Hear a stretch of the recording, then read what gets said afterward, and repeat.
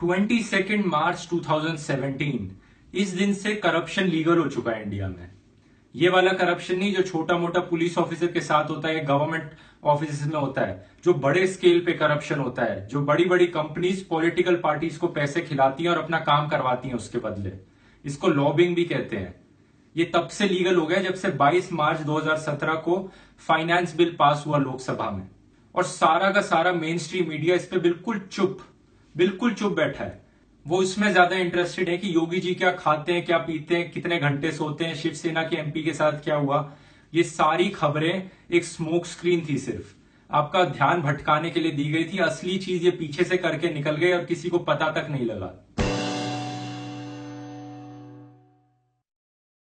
अभी तक क्या होता था, कुछ हद तक तो कंपनीज वैसे भी इन्फ्लुएंस कर ही पाती थी पॉलिटिकल पार्टीज को, लेकिन बाय लॉ इसकी एक लिमिट थी। ये लिमिट थी कि कंपनी सिर्फ अपना 7.5% ऑफ नेट प्रॉफिट, जितना वो 3 सालों में प्रॉफिट बनाएगी, खाली उतना ही मैक्सिमम अमाउंट ऑफ पैसा वो डोनेट कर सकती है पॉलिटिकल पार्टी को। लेकिन ये अमेंडमेंट के बाद, 2017 की अमेंडमेंट के बाद, ये लिमिट रिमूव कर दी गई। यानी अब कोई अपर लिमिट नहीं है इसके ऊपर। कंपनी चाहे तो अपना सारा पैसा पॉलिटिकल पार्टी को डोनेट कर दे। इसका दूसरा क्लॉज ये कहता है कि कंपनी को यह बताने की जरूरत नहीं है कि वो किस पॉलिटिकल पार्टी को डोनेट कर रही है अपना पैसा। बिल्कुल ही नॉन ट्रांसपेरेंट और एनोनिमस डोनेशंस होंगी ये। कोई भी चाहे अपनी फर्जी कंपनी खड़ी कर ले, उसका सारा पैसा पॉलिटिकल पार्टी को डोनेट कर दे, और उसे अपनी बैलेंस शीट में दिखाने की भी जरूरत नहीं कि कहां पैसा गया है, किस पार्टी को पैसा गया है।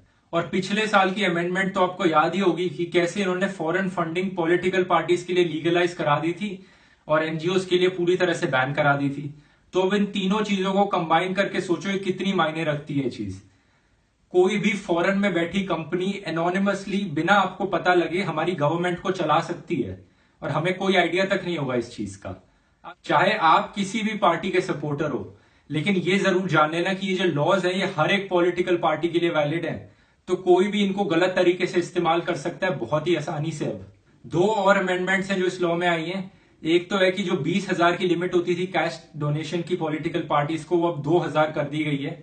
लेकिन इससे ज्यादा कोई फर्क पड़ने वाला नहीं है, ज्यादा ट्रांजैक्शंस लगेंगी, अब और कुछ नहीं है। और एक और चीज ये ले आए हैं, इलेक्ट्रोल बॉन्ड्स का चक्कर, कि अब इलेक्ट्रोल बॉन्ड से डोनेशन होगी। ये बॉन्ड्स एक नई करेंसी की तरह है कि कोई भी इन्हें खरीद सकता है और इनके थ्रू डोनेट कर सकता है पॉलिटिकल पार्टीज को। लेकिन ये भी बड़ी एक बेकार स्टेप है, क्योंकि किसी को नहीं पता होगा, ना ही पार्टी को ना ही पब्लिक को पता लगेगा कि किस आदमी ने बॉन्ड्स खरीदी या किस ऑर्गेनाइजेशन ने बॉन्ड्स खरीद के डोनेट किया। तो जिसने डोनेट किया उसकी आइडेंटिटी किसी को नहीं पता लगेगी फिर से।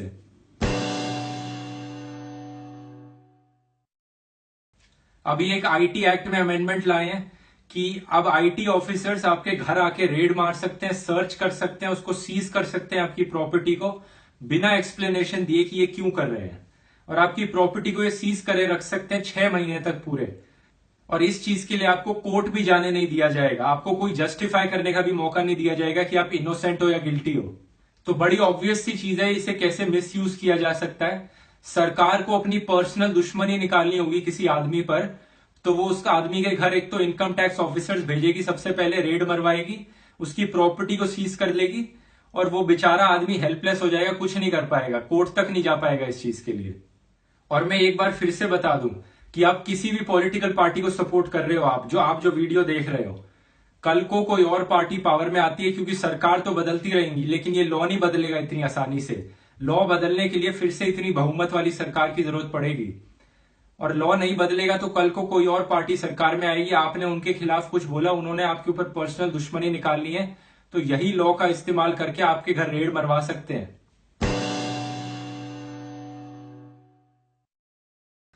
फाइनेंशियल बिल में एक और चेंज आया था कि अब आधार कार्ड को मैंडेटरी यानी कंपलसरी बना दिया गया है इनकम टैक्स रिटर्न्स फाइल करने के लिए और अपना पैन कार्ड लेने के लिए। यानी अगर आप आधार कार्ड नहीं लोगे तो आप एक टैक्स डिफॉल्टर बन जाओगे ऑटोमेटिकली। ये चीज उसके बावजूद कि सिर्फ 1 साल पहले सुप्रीम कोर्ट ने बोला था कि आधार कार्ड मैंडेटरी नहीं होना चाहिए। सरकार ने सुप्रीम कोर्ट के ऑर्डर को पूरी तरह से नजरअंदाज कर दिया। फाइनेंस बिल क्या होता है, इसमें फाइनेंस और टैक्स से रिलेटेड लॉज में चेंजेस बताए जाते हैं। ये साल में बजट के साथ अनाउंस किया जाता है नॉर्मली, और ये एक मनी बिल होता है जिसको पास करने के लिए सिर्फ लोकसभा की रिक्वायरमेंट की जरूरत होती है। यूजुअली कोई बिल होता है तो उसमें लोकसभा प्लस राज्यसभा दोनों जगह पास होना चाहिए वो लॉ बनने के लिए। लेकिन मनी बिल सिर्फ लोकसभा से भी पास हो गया तो वो लॉ बन जाएगा, और यही हुआ अभी। एक्चुअली कॉन्स्टिट्यूशन के अकॉर्डिंग देखा जाए तो मनी बिल के अंदर क्या क्या आ सकता है वो आर्टिकल 110 डिसाइड करता है कॉन्स्टिट्यूशन का। ये देखिए, तो आधार कार्ड जैसी चीजें तो मनी बिल में आ ही नहीं सकती, ये तो कोई रिलेशन ही नहीं है इन चीजों का, तो फिर भी कैसे पास हो गया? ये पास हो गया एक रूल 388 के अकॉर्डिंग, जो कहता है कि स्पीकर चाहे तो कोई भी और रूल अपनी मर्जी से सस्पेंड कर सकता है। इस चीज को और अच्छे से समझने के लिए कि ये कैसे बिल पास हुआ अनडेमोक्रेटिकली, मैंने डिस्क्रिप्शन में एक आर्टिकल का लिंक दिया, आप उसे पढ़ेंगे आपको अच्छे से समझ में आ जाएगा। मैं कुछ पॉलिटिशियंस का धन्यवाद करना चाहूंगा जिन्होंने इस बिल को पार्लियामेंट में अपोज किया, इसके खिलाफ आवाज उठाई, जैसे कि एन के प्रेमचंद्रन जिन्होंने डिबेट की शुरुआत करी इस बिल के खिलाफ बोलने के लिए, और जैसे सतपथी। ये बड़ा ही अनफॉर्चुनेट है कि हमारी मेन स्ट्रीम मीडिया इस हद तक बिक चुकी है कि इस फाइनेंस बिल के बारे में इन्होंने बात करनी जरूरी नहीं समझी। सिर्फ कुछ गिने चुने ऑनलाइन पोर्टल्स ही बचे हैं जो जिन पे भरोसा किया जा सकता है, जिन पे ट्रस्ट किया जा सकता है, जैसे कि the Logical Indian, Newslaundry, Quint, the Wire. नहीं तो मेन स्ट्रीम मीडिया तो पूरी तरह से बिक चुकी है। और मुझे उम्मीद है आपको इस वीडियो के द्वारा इस बिल के बारे में काफी जानकारी मिली होगी और पता लगा होगा कि ये सरकार पर्दे के पीछे क्या क्या करती रहती है। अगर आप ऐसे और वीडियो देखना चाहते हैं तो यहाँ पे सब्सक्राइब कीजिए बटन दबा के, और कमेंट्स में मुझे बताइए वीडियो कैसा लगा और आपकी क्या सजेशंस हैं। मिलेंगे अगले वीडियो में। धन्यवाद।